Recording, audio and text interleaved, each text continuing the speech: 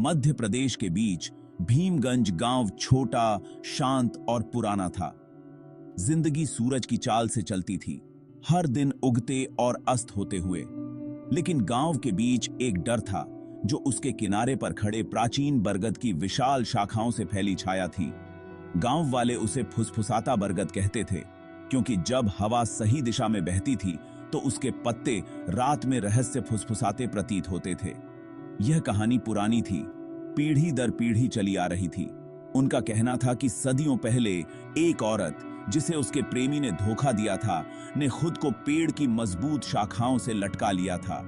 उसकी आत्मा शांति न पा सकी, पेड़ से बंधी रही, उसका दुख सरसराते पत्तों में गूंजता रहा।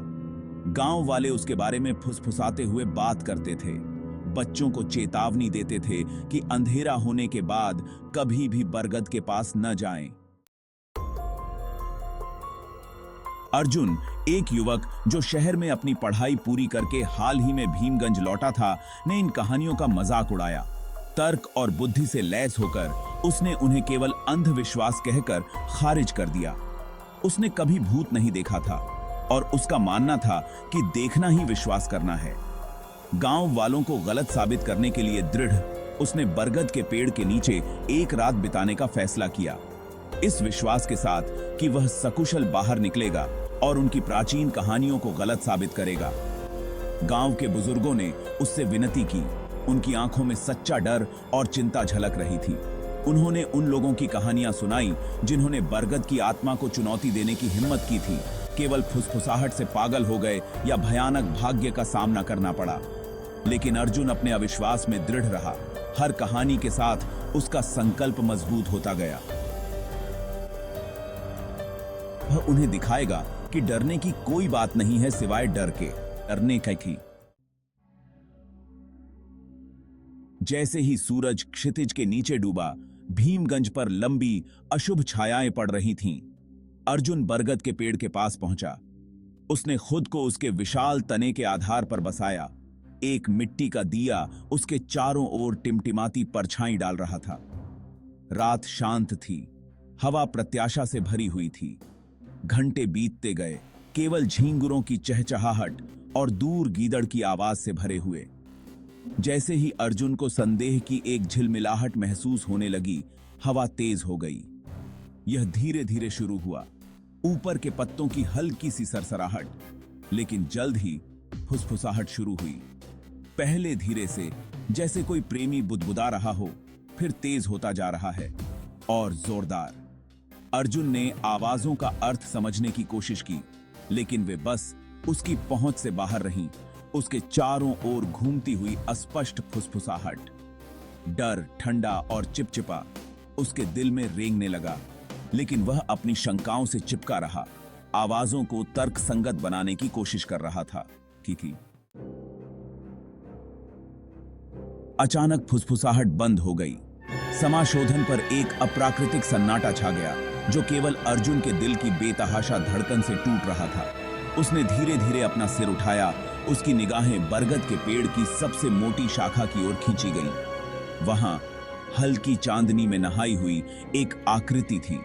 लंबे काले बाल उसकी पीठ रुकन तक लहरा रहे थे और एक सफेद साड़ी उसके रूप के चारों ओर लिपटी हुई थी। हालांकि वह उसका चेहरा नहीं देख सका। अर्जुन जानता था, वह बरगद के पेड़ की आत्मा को देख रहा था। आतंक, कच्चा और भस्म करने वाला अर्जुन को अपने कब्जे में ले लिया। वह पीछे हट गया। उसकी आंखें डर से चौड़ी हो गईं। उसकी सांस उसके गले में फंस गई। वह चीखना चाहता था, दौड़ना चाहता था, लेकिन उसके शरीर ने उसकी बात मानने से इनकार कर दिया। वह लकवाग्रस्त था, भय की बर्फीली चपेट में फंस गया था। जैसे ही आकृति उसकी ओर बढ़ने लगी, उसकी सफेद साड़ी उसके पीछे कफ़न की तरह लहरा रही थी। अर्जुन ने अपनी आंखें बंद कर लीं, खुद को अपरिहार्य के लिए तैयार कर लिया। अगली बात जो वह जानता था, वह ग्रामीणों के चिंतित चेहरों से घिरा हुआ था। उन्होंने उसे बरगद के पेड़ के नीचे बेहोश पाया। उसका चेहरा पीला और उदास था। वे उसे वापस गांव ले गए, जहां गियमद्यों हुई की। जहां गांव की मुखिया, एक बूढ़ी औरत, ने कार्यभार संभाला। उसने पीड़ित महिला की आत्मा को शांत करने के लिए प्रार्थना और धूप दिखाने की रस्म का आयोजन किया। उन्होंने भजन गाए और मंत्रों का जाप किया। उनकी आवाजें बरगद के पेड़ के सरसराते पत्तों के साथ मिल गईं। जैसे जैसे रात चढ़ती गई और भोर की पहली किरण अंधेरे से छेदती हुई, सदियों से बरगद के पेड़ को सताने वाली फुसफुसाहट धीरे धीरे दूर होती गई। ग्रामीण थके हुए लेकिन राहत महसूस कर रहे थे। उन्होंने देखा कि पेड़ चुप खड़ा है। उसकी शाखाएं अब हवा में नहीं लहरा रही हैं। उनका मानना था कि आत्मा को आखिरकार शांति मिल गई है। अर्जुन अपने मूल से हिल गया। अपने अहंकार की मूर्खता का एहसास हुआ।